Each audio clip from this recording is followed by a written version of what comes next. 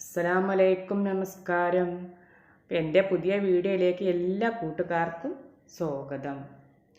ഇന്ന് നമ്മളിവിടെ റെഡിയാക്കുന്നത് നമ്മളെ വീട്ടിലൊക്കെ രാവിലെ ഇഡ്ഡലിയൊക്കെ ഉണ്ടാക്കിയിട്ട് ബാക്കി വന്ന ഇഡ്ഡലി കൊണ്ട് ഒരു പലഹാരമാണ്. വൈകുന്നേരം കട്ടൻ ചായയുടെ കൂടെ കഴിക്കാൻ പറ്റിയ നല്ലൊരു ക്രിസ്പി ആയിട്ടുള്ളൊരു പലഹാരമാണ്. ഇതിന് മുമ്പ് ഞാൻ വേറൊരു റെസിപ്പി ഇഡ്ഡലി മസാല, ഇഡ്ഡലി കൊണ്ട് ബാക്കി വന്ന ഇഡ്ഡലി കൊണ്ട് തന്നെ അപ്ലോഡ് ചെയ്തിട്ടുണ്ടായിരുന്നു. ഇത് അത് മസാലയല്ല, ഇത് ഇഡ്ഡലി ഇങ്ങനെ ഒരു പലഹാര ക്രിസ്പി ആയിട്ടുള്ളൊരു അത് എങ്ങനെ ഉണ്ടാക്കുന്നത് വീഡിയോ ഒന്ന് കണ്ടു നോക്കാം. അപ്പോൾ അതിന് വേണ്ടി ഞാൻ ഇതുപോലെ ഇഡ്ഡലി എടുത്തിട്ടുണ്ട്.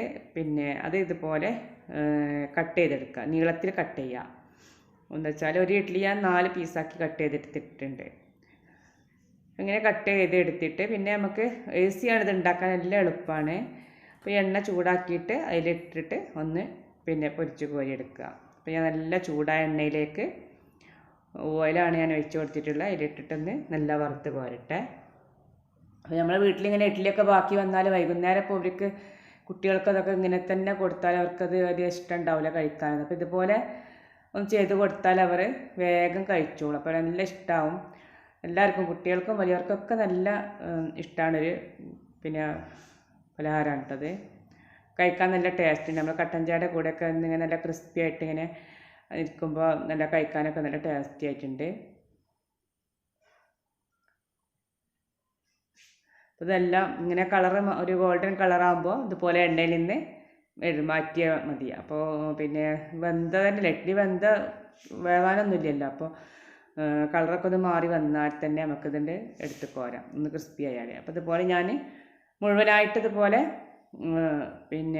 ഒന്ന് പൊരിച്ചെടുക്കാം.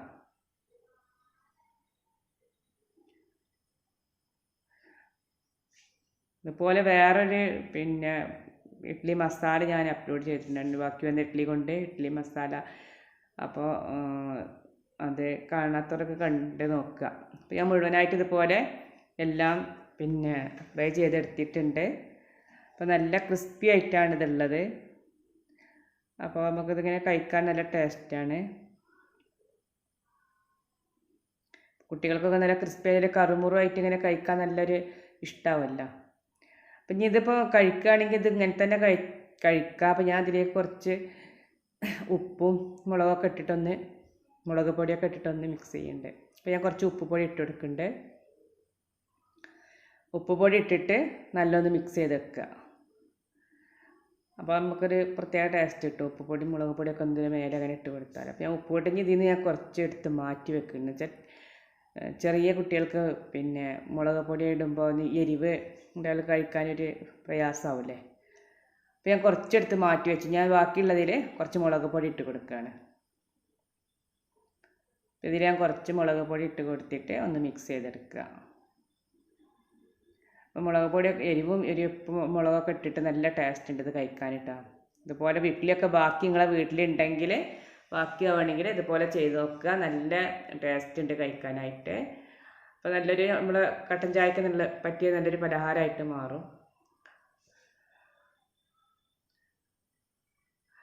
അപ്പോൾ നിങ്ങൾക്ക് ഈ വീഡിയോ ഇഷ്ടപ്പെട്ടിട്ടുണ്ടെങ്കിൽ ലൈക്ക് ചെയ്യുക, ഷെയർ ചെയ്യുക, കമൻറ്റ് ചെയ്യുക. നിങ്ങളെ ഫ്രണ്ട്സുകളൊക്കെ ഒന്ന് ഷെയർ ചെയ്ത് കൊടുക്കുക. നിങ്ങൾ എൻ്റെ ചാനൽ ആദ്യമായിട്ട് കാണുകയാണെങ്കിൽ ഒന്ന് സബ്സ്ക്രൈബ് ചെയ്തിട്ട് തൊട്ടടുത്ത ബെല്ലൈക്കൺ ഒന്ന് എനേബിൾ ചെയ്യുക. അപ്പോൾ നിങ്ങൾക്ക് എൻ്റെ വീഡിയോ പറ്റി എന്താ അഭിപ്രായം ഉണ്ടെങ്കിലും കമൻറ്റ് ബോക്സിൽ അറിയിക്കുക. ഇഷ്ടപ്പെട്ടിട്ടുണ്ടെങ്കിലും ഇഷ്ടപ്പെട്ടിട്ടില്ലെങ്കിലും എന്തെങ്കിലും മാറ്റം വരുത്തേണ്ടെങ്കിലൊക്കെ ഒന്ന് അറിയിക്കുക.